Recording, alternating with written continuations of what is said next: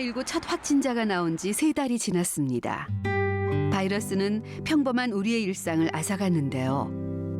이제 조금씩 제자리로 돌아가고 있지만 완전히 회복되기까지는 시간이 필요합니다.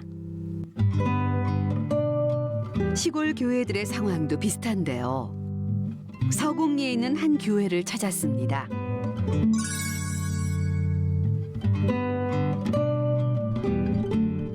나무 정리에 한창인 이분이 서곡 감리교회를 심화하고 계신 김기철 목사님인데요. 목사님이 열심히 작업을 하는 이유는 뭘까요? 어떤 거 작업하시는 거예요? 예, 이제 봄이 돼서 새싹이 나는데 새싹이 나면은 이게 좀 보기가 안 좋아요. 그래서 이제 코로나도 좀 잠잠해지고 이제 교인들도 이제 교회 오니까 이제 좀 잘은 못해도 이제 깔끔하게 깎아주는 거예요. 코로나19로 인해 몇 주간 닫혀있던 교회 곳곳을 단장하고 계신 건데요.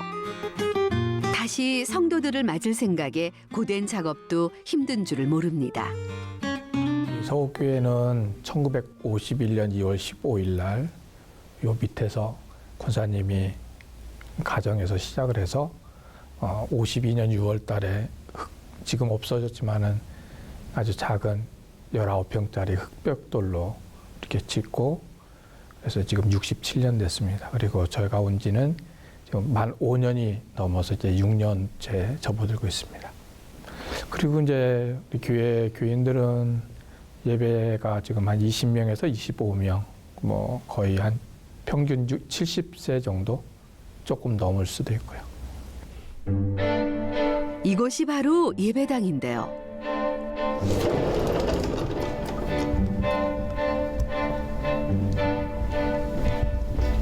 우선 여기가 본당인가요? 예, 여기 본당이에요. 근데 생각보다 저는 되게 낙후될 줄 알았는데 깔끔하네요. 작년에 옛날에 저 한 7년 전에 옛날에 교회가 그러니까 1992년도 6월 달에 지은 흑별돌로 지은 교회가 여기에 이 자리에 있었는데 한 7, 8년 전에 멸실이 됐어요.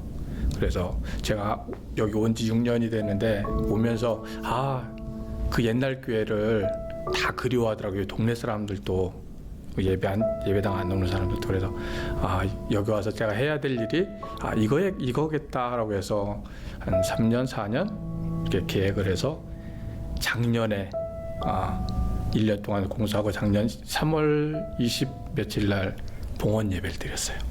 그럼 여기 이런 구조물들은 다 다른 뭐 교회에서 후원해 주시거나 그러신 건가요? 그랬다기보다도 요 자리에 교회가 있었고 또 바로 옆에 소나무가 있었어요. 아까 들어오시다 보면 2개가 있었는데 이거 짓기 전에는 3개가 있었어요.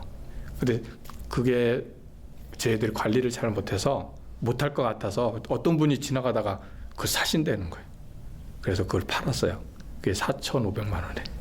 그래서 그게 마중물이 돼서 뭐 김장사도 하고 그다음에 뭐 복숭아 장사도 하고 미역 장사도 하고 그래서 이제 또 아시는 분들이 헌금도 해주고 뭐 이래가지고 요게 1억 2천이 들었어요. 다 해서. 근데 이제 큰 것들은 좀 다른 분들이 해주셨지만은 뭐 인테리어나 뭐 이런 것들 자주우리한 것들 뭐 황대상 같은 거, 십자가 같은 거, 그다음에 뒤에 보면 성찬상 있고 요 들어올 때 장들이 있는데 그게 다 저하고 우리 이제 권사님하고 해서 만들었어요. 그 제가 뭐 인터넷 이런 데 보고 좋은 거 있으면 그걸 가지고 그대로 해서 만드는 거예요. 아까 어디서 따로 전문적으로 배우신 게 아니라 배운 건 아니고요. 곳곳에 손길이 닿아 있어 더욱 의미 깊은 예배당이지만 코로나19로 인해 오랫동안 문을 닫아야 했습니다. 제가 목회 지금 30년째 하고 있는데 이제 처음이죠. 그건 이걸 어떻게 해야 되나 많은 걱정을 하고 그런데 어쩔 수 없는 그런 상황이기 때문에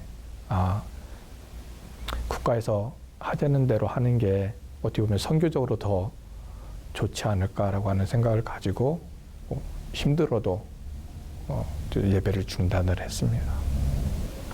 좀 막막하죠. 왜냐하면은 그 10월은 저기 노인들밖에 안 계시는데 그 노인분들이 이제 다 교회 나오고 싶어도 나오지 못하니까 그래서 이제 7주 동안 저희는 예배를 못 드렸는데 그래서 매주 이제 설교문 하고 주보하고 또 어떤 때는 음식해서 같이 이제 갖다 드리면은 꼭 하시는 말씀들이 목사님 언제 교회 가요? 언제 예배 드려요? 언제 가야 돼요? 예, 그 말 들을 때 참 마음이 아팠죠. 이제 주변 사람들도 이목일거리에서 안 드렸는데 부활절 기해서 그래서 사회적 거리 두기, 뭐 방역 이런 거 다 하면서 예배 순서도 조금 간단히 하면서 예배를 드리고 있습니다. 김기철 목사님에게 지난 7주는 영적으로 더욱 단단해지는 시간이었습니다. 7주 동안 뭐 예배도 못 드리고 뭐 설교도 못 하고 이러니까 편한 것도 있었는데 뭔가가 좀 허전한.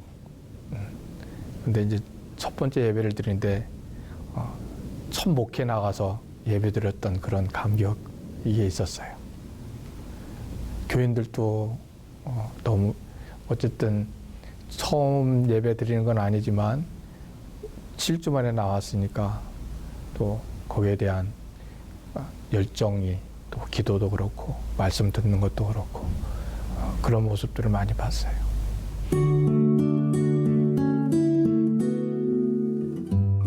예배당이 다시 열린 후 성도들은 평일에도 나와 간절히 기도드립니다. 권사님 지금 이렇게 코로나 발병되고 나서 교회에 못 나오셨잖아요. 네. 그때 마음이 어떠셨어요? 나오고 싶었죠. 그런데 뭐 나오고 싶지만 또 목사님이 또 그냥 집에서들 기도하라고 그러니까 집에서 기도하고 또 이제 뭐 수요일 같은데 예배 못 참석할 때는 낮에 와서 그냥 띵띵 앉아가지고 기도 좀 하고 가고 그렇게 지내고 있어요. 그 제가 아까 듣기로는 목사님이 뭐 이렇게 집에 뭐 음식도 해주셨다는데 네, 코로나 때문에 노인들이 못 나오시잖아요. 그리고 이제 거동도 불편하시고 그러면 여기 시골이라 노인들이 많아요.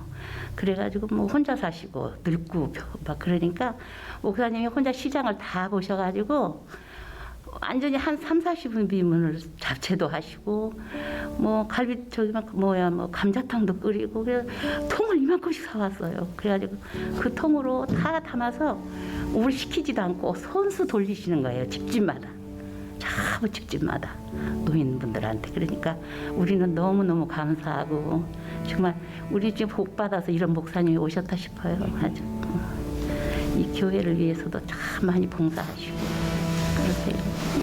사회가 온전히 좀 안전하게 됐으면 좋겠지. 그치? 그거야 뭐 전수 뭐 갖는 소망이겠지. 그럼 그렇게 옛날처럼 편하게 이렇게 예배 드리고 싶어요. 그래. 지금도 글쎄 나오셔야 여기저기 이렇게 앉고 밥도 옛날에들은 점심 해가지고 그저 즐겁게 먹고 그랬는데 그걸 또 지금 하나 못 하잖아. 그러니까는 얼른 코로나가 좀 없어져야지 되는데 이건 뭐 하나님의 뜻이겠지 뭐 그죠? 얼른 빨리 제거해 주셔야 되는데. 고령의 성도분들은 하루빨리 이 사태가 완전히 회복되기를 간절히 기도할 뿐입니다.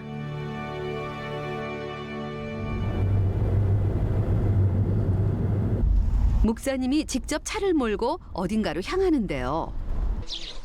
봄 햇살이 따사로운 오후입니다. 목사님이 찾은 곳은 한 성도님 댁인데요. 코로나가 조금 잠잠해진 요즘 다시 신방에 나섰습니다. 날씨 따뜻하죠? 비슷한데 날씨 따뜻하죠? 아유 무슨 일이 없으냐고. 그래도 밖에 나오실 수 있어서 이쪽 다리가 아예 뜯지 못했어. 지금 좀 성도분의 다리가 좀 불편해 보이시는데요. 성도분께서 어디가 좀 편찮으시고 예, 그 나무 베시다가 그 나무 깔리셔가지고 이웃집 다치셨는데. 나무 벼주다가 나무에 얻어 맞았어요 허리를. 제가 허리 수술 받은 3번 받았는데 그래가지고 그 나무에 얻어맞으니까 허리 부러지면 부채 뼈고 이게 다리가 태동과지가 나고요. 그래가지고 수술을 받았는데 수술을 몇 번을 받았는지 몰라요. 염증이 생겨가지고 또 썩어서 다리 잘라내고 뼈를 신경이 다 죽어버렸어요. 그래가지고 더 이상 할 수도 없고 참 막막한 일이에요. 교회도 못 나가고 이런 입장이니. 기도해드릴게.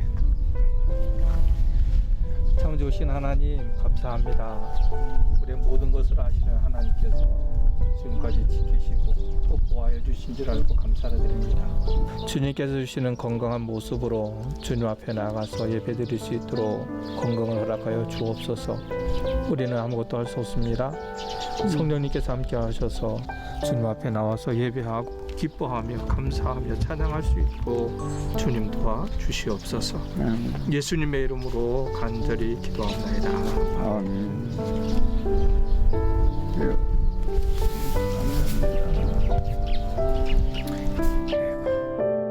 이제 환자들이 줄어들긴 해도 어쨌든 사회적으로 보면 사람들이 아직 모이는 거에 대해서 특히 이제 교회에 모이는 거에 대해서 부정적인 것이 많아서 좀 많이 좀 조심해야 되지 않을까. 그리고 또 그런 사람들을 위해서 또 기도를 해야 되지 않을까. 이제 가끔 그 댓글들을 많이 보는데 그거 보면서 많이 가슴이 아파요. 너무 부정적인 것들이 많으니까 교회에 대해서 그런 사람들을 위해서 기도하고 또 저희 시골이니까 또 시골 주변 사람들을 위해서 또 많이 기도해야 되겠죠. 하나님은 앞서가시는 하나님이십니다. 그렇기 때문에 내가 지금 힘들고 어려워도 이것은 하나님이 뭔가 우리에게 해주신 말씀이 있으시지 않을까. 그것을 깨닫고 우리가 기도하면서 또 주위 사람들에게 부정적인 면보다는 긍정적인 면을 보여주면서 빛과 소금의 역할을 하면서 살자라고 하는 그것이 우리 그리스도인들 성도들뿐만 아니라 목회자들에게도 꼭 필요한 그런 말씀이 아닐까 생각합니다. 이번에는 푸른 바다가 반겨주는 강원도 삼척시로 가볼까요? 관광객으로 북적이던 회센터는 손님들의 발길이 끊긴 지 오랜데요. 너무 썰렁해요. 너무 썰렁해, 너무. 안 그러면은 지금 연휴로 해가지고 사람이 진짜 많을 때거든.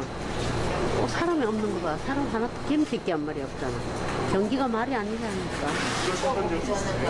이런 적이 없었지. 그리고 이 5월달, 4월 말부터는 손님이 굉장히 많을 때예요, 평상시에는. 이 길이 복잡할 정도였는데 지금 코로나 때문에 이렇게 심각하다니까. 사람 하나도 없고 조용하잖아 지금. 그래가지고 조금 힘들어요.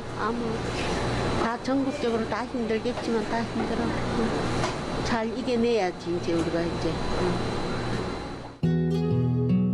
삼척에 있는 작은 교회들도 어려움에 처해 있습니다.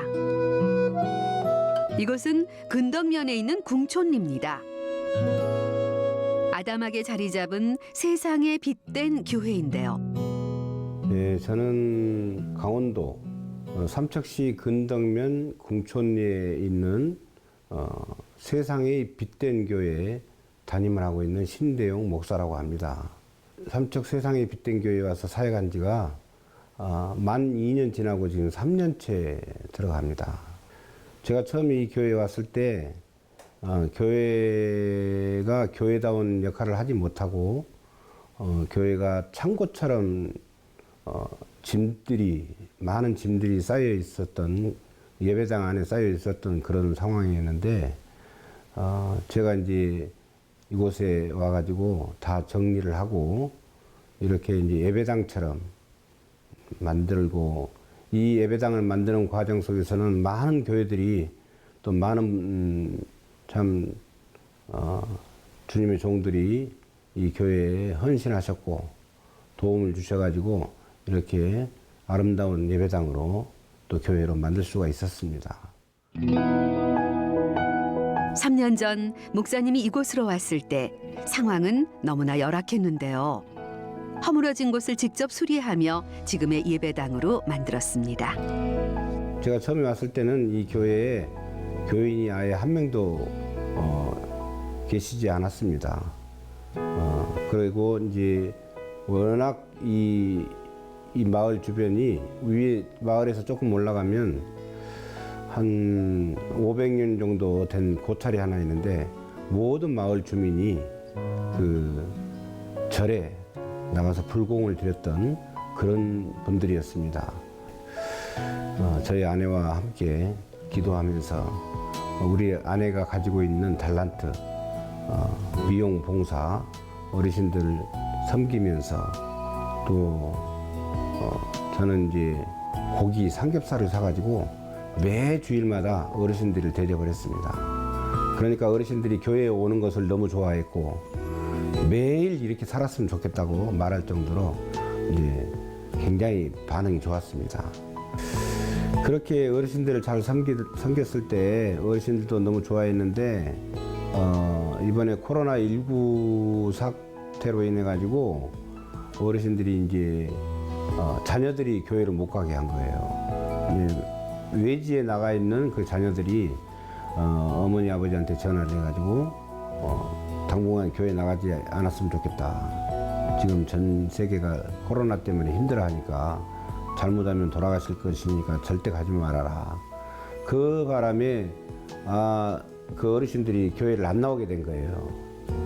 그 처음에 이제 그럴 수 있겠다고 생각은 했는데 마음으로 많이 섭섭하더라고요. 섭섭한 게 이제 잘 하고 있었는데 그동안에 한 명도 없었던 교회에서 이렇게 많은 사람들이 나와서 함께 예배드리고 어르신들 섬길 수 있는 그런 자리가 마련돼가지고 너무 좋았었는데 그런데 나중에 이제 이렇게 코로나 때문에 예배 함께 드리지 못해서 마음으로 참 많이 우울했었죠. 우울했다 그러면 표현이 맞나 이게? 척박했던 땅에 믿음의 씨앗을 심어나가던 신대용 목사님에게 코로나19 사태는 큰 절망과 시련을 안겨줬는데요. 하지만 목사님은 오직 하나님을 의지했습니다. 예수를 나의 구주 삼고 성령과 피로써 거듭나니. 현재는 목사님의 가족들만 교회에 나오는 상황이지만 그저 예배를 드릴 수 있음에 감사할 따름입니다. 지금 한 6주 정도 거의 지금 한 달 반, 거의 2달 가까이 지금 어르신들이 지금 나오지 않고 지금 저희들은 기도하면서 기다리고 있습니다. 코로나 사태가 지나가기를. 저희 가족이 이제 자녀들 출가한 자녀 빼고 지금 함께 예배드리는 가족은 5명입니다. 5명 저까지 포함해서 5명이 함께 예배를 드리고 있는데 그 예배 드리는 그것도 너무 감사하죠. 어떤 그 교회에서는 아직 예배를 못 드리고 있다는데 저희들은 가족이니까 그래서 끊임없이 매 주일마다 예배 드리면서 감사하고 또 이제 우리 한국 교회를 위해서 기도하고 있는 것이죠. 그리고 우리 마을 노인들을 위해서 기도하고 있고. 목사님은 하나님이 이 땅에 주신 메시지를 되새기며 회복될 그날을 기다리고 있습니다.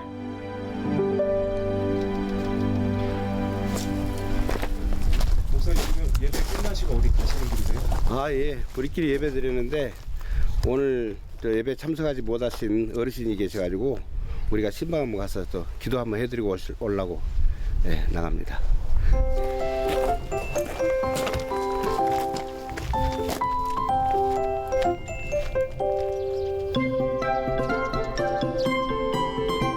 오랜만에 성도분들을 만날 생각에 괜스레 발걸음을 재촉하게 되는데요. 근데 목사님 여기 마을이 굉장히 조용하네요. 예. 지금 이 마을에 한 13가구 정도 계시는데 노인들만 거의. 그리고 노인들의 연세가 가장 젊으신 분이 83세, 그리고 보통 90세, 92세, 3세, 4세 그렇게 연로하신 노인들만 살고 계십니다. 마을에는 고령의 어르신들만이 남았습니다.